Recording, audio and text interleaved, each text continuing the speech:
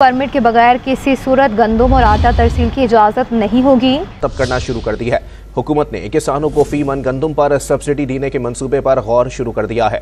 तो अस्सलाम वालेकुम मेरे किसान वीरों, गंदम के हवाले से 3 अहम बड़े खबरों के साथ आपके खिदमत में हाजिर हो। और साल 2025 और 26 में गंदम की कीमत क्या मुकर्रर की जाएगी और इस साल हुकूमत गंदम की खरीदारी कैसे की जाएगी, ये तमाम मालूमात आज की वीडियो में आप लोगों के साथ शेयर की जाएगी। तो गंदम के खरीदारी के हवाले से बड़ी खबर, पंजाब के सरकारी गंदम के फरोख्त में तेजी और कराची फ्लोर मिलों ने बड़ी तादाद में पंजाब से गंदम की खरीदारी करने लगी। वीडियो आप लोग सुन लो। भारी मिकदार में पंजाब से गंदम खरीदने लगी।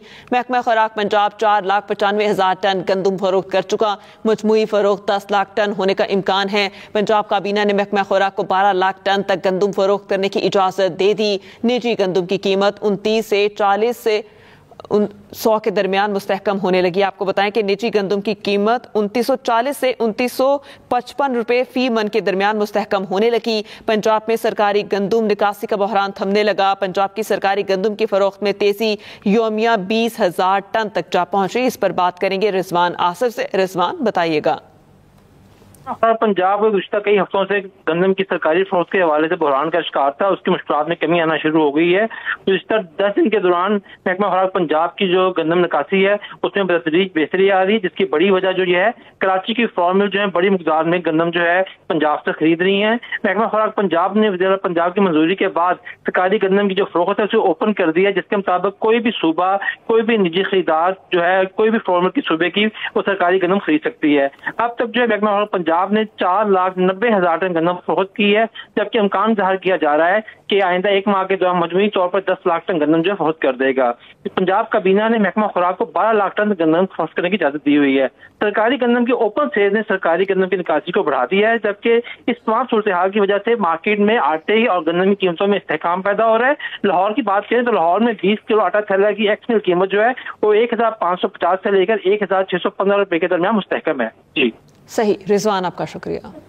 तो पूरे पाकिस्तान से तमाम ज़राई अजनास के ताज़ा कीमतें लेके आप लोगों की खिदमत में हाजिर हो। तो प्यारे दोस्तों, अस्सलाम वालेकुम। बिजनेस आइडिया चैनल पर आप सभी को खुशामदीद कहते हैं। नफा नुकसान तो मेरे अल्लाह पाक के हाथ में है। जो आपका रिज़्क़ होगा आपको मिल जाएगा। तमाम तारीफे अल्लाह और उसके रसूल की। तो गला मने आरफ वाला से तमाम अजनास के ताज़ा कीमतों से आप लोगों का आगाह करने लगे हैं। तो मकई मार्केट के बात की जाए तो 13 से 15 मुआवजा 3,000 रुपए से लेगा 3,050 रुपए, 16 से 18 मुआवजा 2,900 रुपए से लेगा 3,000 रुपए, और 23 से 24 मुआवजा 2,750 रुपए से लेगा 2,800 रुपए। और मकई वंडा की बात की जाए तो 2,300 रुपए से लेगा 2,600 रुपए। और मुंजी की बात की जाए तो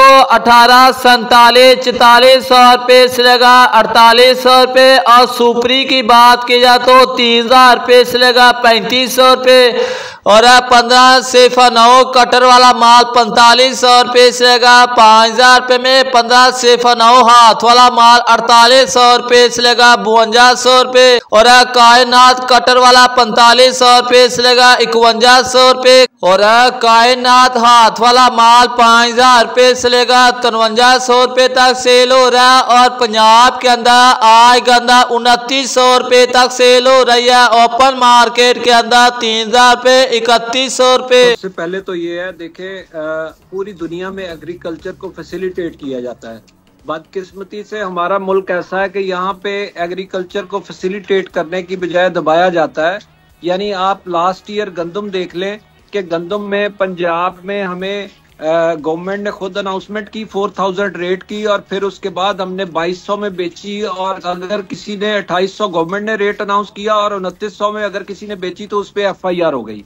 और इसी तरह आप देखें कि IMF को क्या इशू है कि वो एग्रीकल्चर में, पूरी दुनिया में इतना टैक्स नहीं है एग्रीकल्चर सेक्टर पे। एग्रीकल्चर को तो आपकी सिक्योरिटी है, दुनिया का इशू ही सबसे बड़ा फूड सिक्योरिटी है। अगर आज हम अपनी फूड सिक्योरिटी को दांव पे लगा देते हैं, उसको कोई रेजिस्ट ही नहीं करते आईएमएफ को।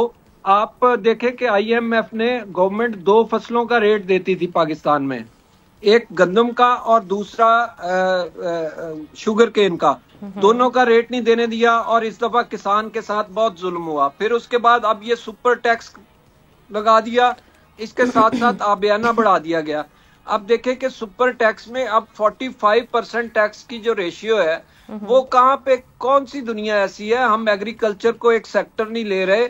ये हमारे साथ एक, मैं ये समझता हूँ कि इंटरनेशनल साजिश है, हमें ये तबाह करने की कोशिश की जा रही है कि यहाँ इस मुल्क की ज़राअत तबाह होगी तो फिर ये इस मुल्क का निज़ाम रुक सकता है।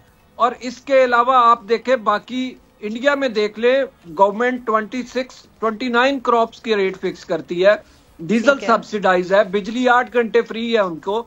इसी तरह खाद जो है हमसे 300% सस्ती है, अगर आप पीकेआर में भी लगाएं तो 300% खाद हमसे वहां पे सस्ती है इंडिया में। वो सब्सिडी नहीं दे रहे, वो ये नहीं सारा कुछ कर रहे।